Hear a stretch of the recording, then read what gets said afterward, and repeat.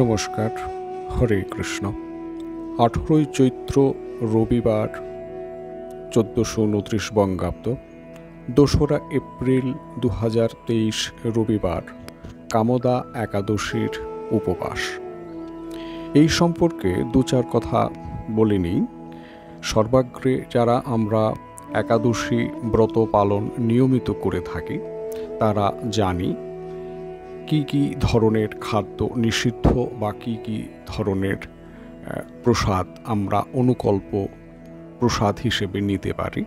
যারা একান্তই অপারগ, নিয়ম অনুসারে আমাদের উচিত সম্পূর্ণরূপে নির্জলা উপবাস করা বা নিরম্বু উপবাস যাকে বলা হয়, কিন্তু সবার পক্ষে তা সম্ভব হয় না। তাই যারা করতে পারবেন না, অসুবিধে ভোগ করছেন বা অসুবিধে মনে করছেন, তারা চাইলে পরে অনুকল্প প্রসাদ গ্রহণ করতে পারেন। তার নির্দিষ্ট বিধি আছে, তা পালনপূর্বক আপনারা এটা গ্রহণ করবেন।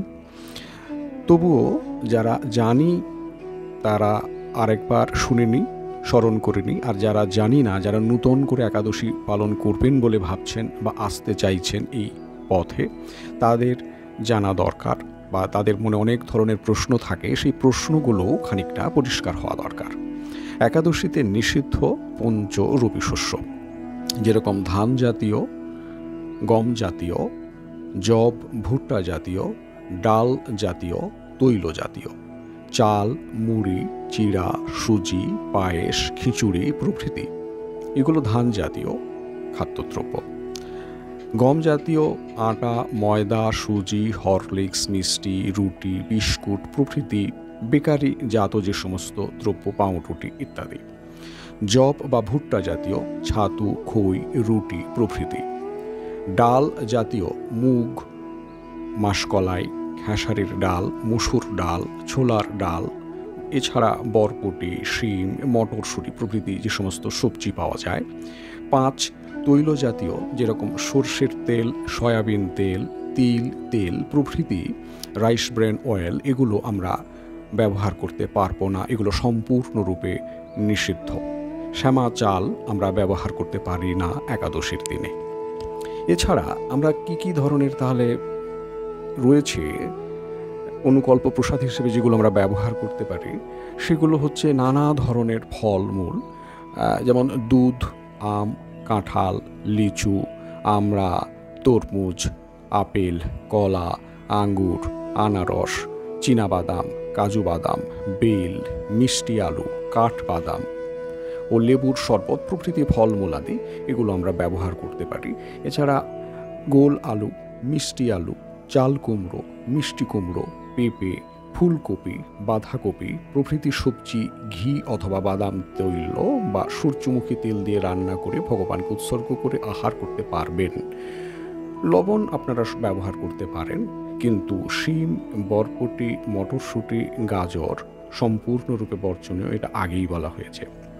এছাড়া এই যে আমরা বাজার থেকে নানাবিধ মশলা কিনে আনি, হলুদের গুঁড়ো, সেখানে মোটা আটা বা ময়দার গুঁড়ো থাকতে পারে, যা আপনার গ্রহণ করলে পরে একাদশী নষ্ট হয়ে যেতে পারে। জিরার সঙ্গে অন্য কোনো কিছুর মিশ্রণ থাকতে পারে, বা পাঁচফোড়ন অনেক ধরনের থাকে, সংমিশ্রণে কয়েকটা জিনিসের সংমিশ্রণে পাঁচফোড়ন তৈরি হয়, সেক্ষেত্রে এইটা সম্পূর্ণরূপে বর্জন করলেই ভালো হয়। এছাড়া চেষ্টা করবেন বাজারের প্যাকেটজাত গুঁড়ো ব্যবহার না করাই শ্রেয়, বাড়ির হলুদ গুঁড়ো হলে অতীব উত্তম। এছাড়া আমরা যে বিষয়গুলোতে একটু খেয়াল রাখবো, যেমন চেষ্টা করব আগের দিন রাত্রে, ওই দিন 11:30 বা 12টার মধ্যে অবশ্যই আমরা দন্তমার্জন করে নেব। তার কারণ অনেকের যেটা পরের দিন ভোর বা ব্রহ্ম মুহূর্তের ঘুম থেকে উঠে স্নান করে আমরা ব্রাশ করি, তখন মাড়ি থেকে রক্তক্ষরণ হতে পারে। রক্তক্ষরণ এই ক্ষেত্রে সম্পূর্ণরূপে অশুভ। তাই উচিত আমাদের সর্বাগ্রে এই নিয়মগুলো মান্য করা, যাতে করে আমরা আমাদের যে একান্ত নিজেদের সুবিধার্থে এবং নিজেদের যে কার্যের সম্পন্নের জন্য আমরা একাদশী পালন করি, সেটা যেন কোনো কারণেই ভঙ্গ না হয়, সেটা দেখতে হবে। সেই কারণেই আগের দিন রাতেই দন্তমার্জন করে নেওয়া বিধেয়। এছাড়া একাদশীতে যে ধরনের চুল কাটা, দাড়ি কাটা, নখ কাটা এগুলো না করাই শ্রেয়। এগুলো করবেনই না, এগুলো সম্পূর্ণরূপে নিষিদ্ধ।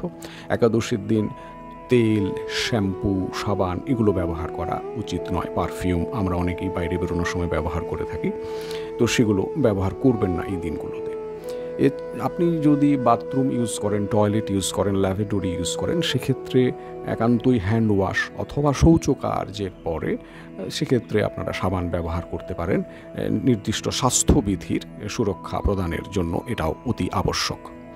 একাদশীতে পরনিন্দা, পরচর্চা, মিথ্যা ভাষণ, ক্রোধ, দুরাচার, স্ত্রী সহবাস বর্জনীয়। এছাড়া একাদশী অত্যন্ত একটি পুণ্যদায়ী এবং মঙ্গলময় বিষয়, যার ফল আপনি সম্পূর্ণরূপে পূর্বপুরুষদের উপর তার প্রভাব থাকে সম্পূর্ণরূপে।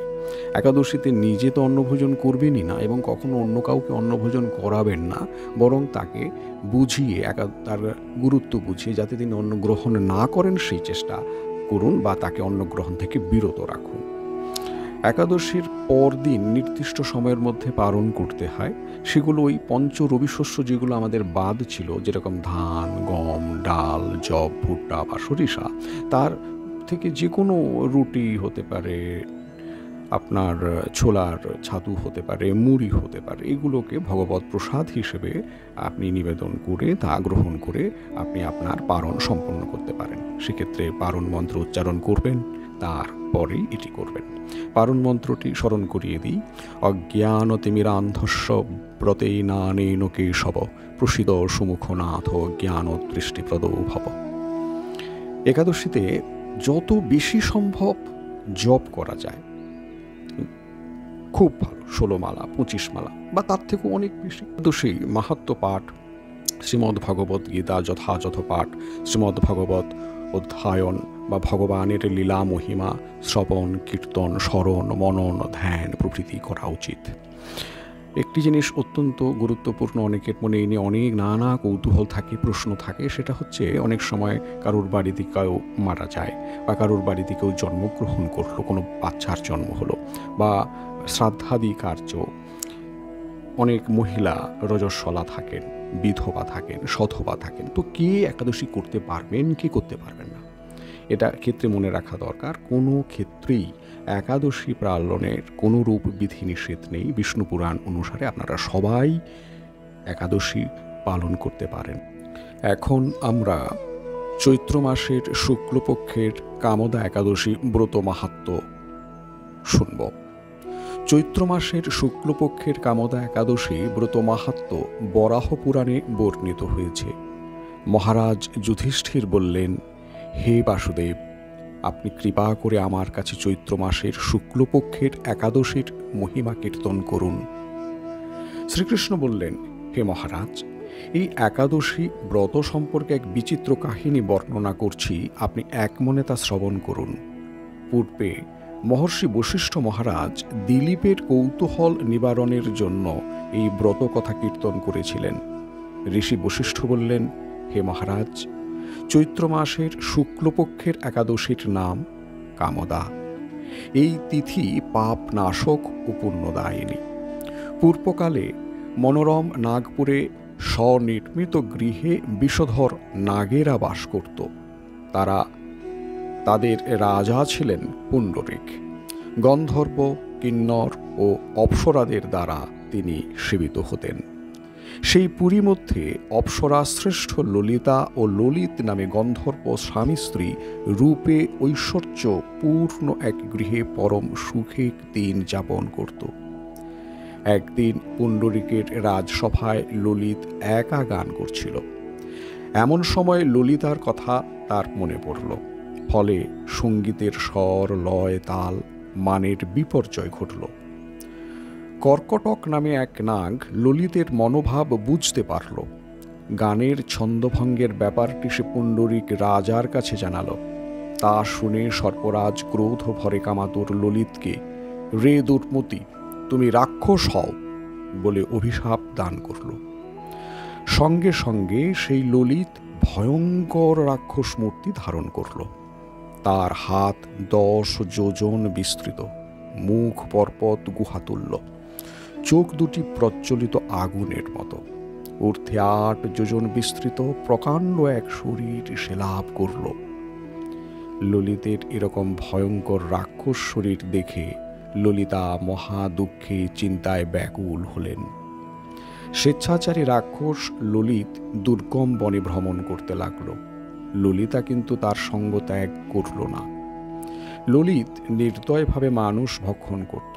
এই পাপের ফলে তার মনে বিন্দুমাত্র শান্তি ছিল না। পতির সেই দুরাবস্থা দেখে ব্যথিত চিত্তে রোদন করতে করতে ললিতা গভীর বনে প্রবেশ করল। একদিন ললিতা বিন্ধ্য পর্বতে উপস্থিত হল। সেখানে ঋষ্যশৃঙ্গ মুনির আশ্রম দর্শন করে মুনির কাছে হাজির হল। তার চরণে প্রণাম করে সেখানে দাঁড়িয়ে রইল। মুনিবর জিজ্ঞাসা করলেন, হে সুন্দরী, তুমি কে? কার কন্যা? কি কারণেই বা এই গভীর বনে এসেছ? তা সত্য করে বলো। তদুত্তরে ললিতা বলল, হে প্রভু, আমি বীরধন্যা গন্ধর্বের কন্যা। আমার নাম ললিতা। আমার পতির পিশাচত্ব দূর হয় এমন কোনো উপায় জানবার জন্য এখানে এসেছি।